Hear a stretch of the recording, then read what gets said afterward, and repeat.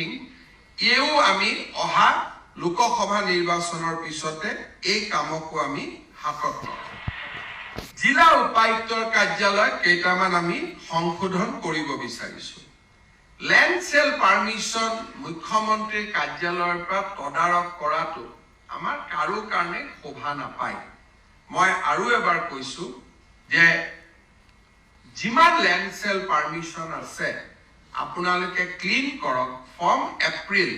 45 days পাৰ হৈ গলে suspension will become a ritual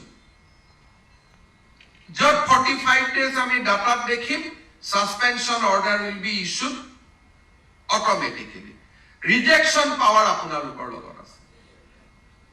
so 45 days আগতে আপোনালোকে হয় approve কৰক নহলে ৰিজেক্ট কৰি দিও but pending will not be tolerated ইয়াৰ অসুবিধা এটা কি আছে যে তাৰ কাৰণে আমি ল্যান্ড সেল পাৰমিশনৰ পৰিমাণটো কমাব লাগিব এতিয়া বহুত মানুহ আছে মাটি কিনিব নোখোজে ল্যান্ড সেল পারমিশন লৈ বহি থাকে so number is increasing বহুত নাম্বার বাঢ়ি যায় না সরকারের লাভ হয় না মানুষজনের লাভ হয় গোটেই প্রক্রিয়াটো সম্পূর্ণ নয় রখি থাকে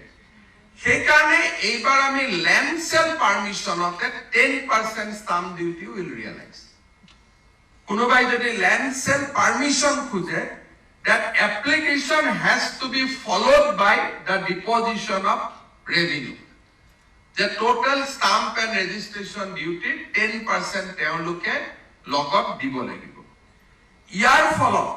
the number of application will come down significantly যত 1800 আছে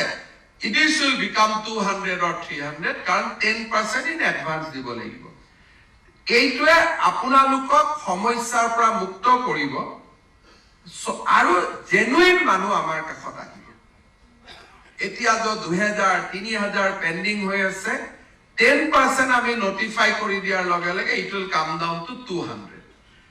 তাৰ পিছত আমি 45 ডেজৰ কামটো কৰিব লাগিব খালি কামৰূপ মেট্ৰ ডিসি টাইপ নকৰিব এনোকে লাগিলে তেওঁলোকে কিবা এন্ট্ৰনলৈকে পঠাই দিয়া দেখাত ডিসপোজাল লাগে আসলতে ডিসপোজাল হৈ নাথাকে মানুহে নাপায় আমাৰ অসমীয়া ভাষাত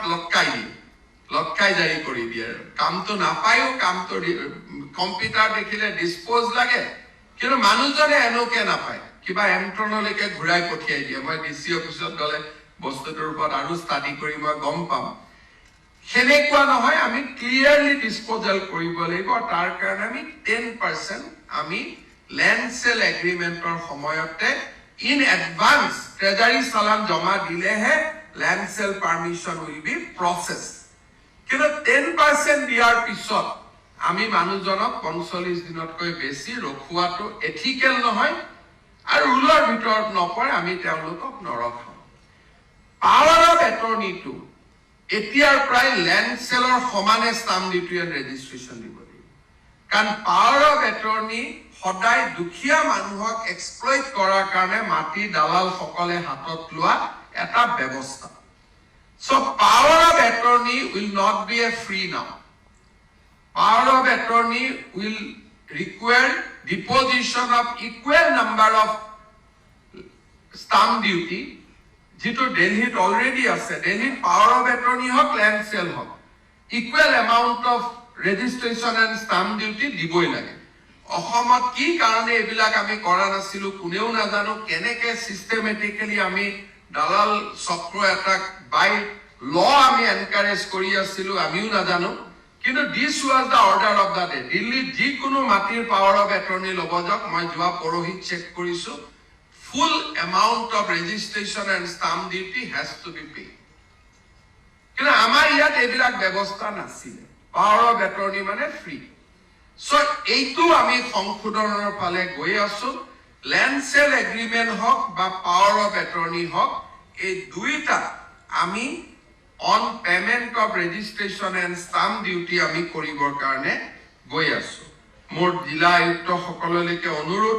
যে লোকসভা নিৰ্বাচনৰ মডেল কোড অফ আগতে আপোনালোকে পেন্ডিং ল্যান্ড সেল পাৰমিশন বিলাক ক্লিয়াৰ কৰি দিব কাৰণ তাৰ পিছত আপোনালোকে ইলেকশ্যনত সোমাই যাব সো মই আশা কৰো এই কামখিনি যাতে আপোনালোকে সম্পূৰ্ণ কৰে ফাইনালি মই এটা বিষয়েৰে সামৰণি মাৰিছো আমি সহজতে কৈ দিওঁ ট্ৰাইবেল বেল্ট এণ্ড ব্লক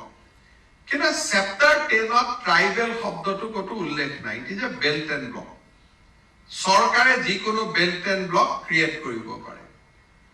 এতিয়ালৈকে we have created tribal belt and block this time we want to create heritage belt and block জনমানসত হেৰিটেজ বেল্ট এণ্ড ব্লক হ'ব but it will be a block under chapter 10 chapter 10ত যি block আছে সেইটোৱে হ'ব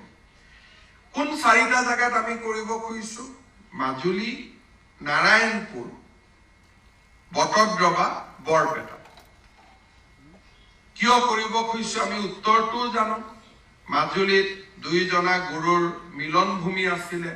মাজুলী আমাৰ বৈষ্ণৱ সত্ৰ সংস্কৃতিৰ পীঠস্থান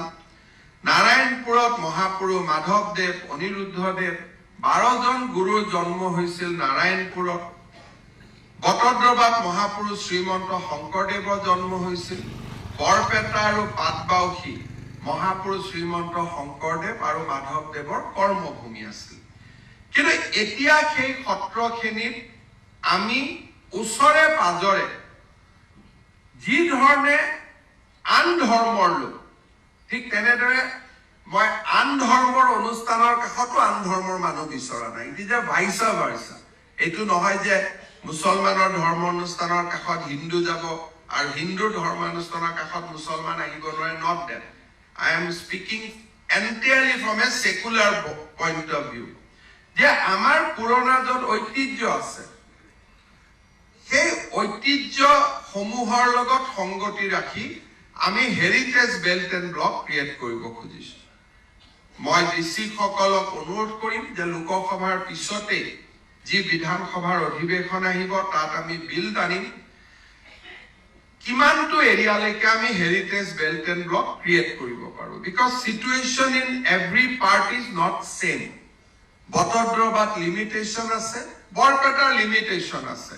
আৰু বহি থকা মানুহক আমি ডিস্টাৰ্ব কৰিব খোজা নাই we don't want to disturb people কাৰণ আমাৰ উদ্দেশ্য মানুহক কষ্ট দিয়া নহয় আমাৰ উদ্দেশ্য প্ৰজন্মৰ কাৰণে অসমখন সুৰক্ষিত কৰা there is a two difference we are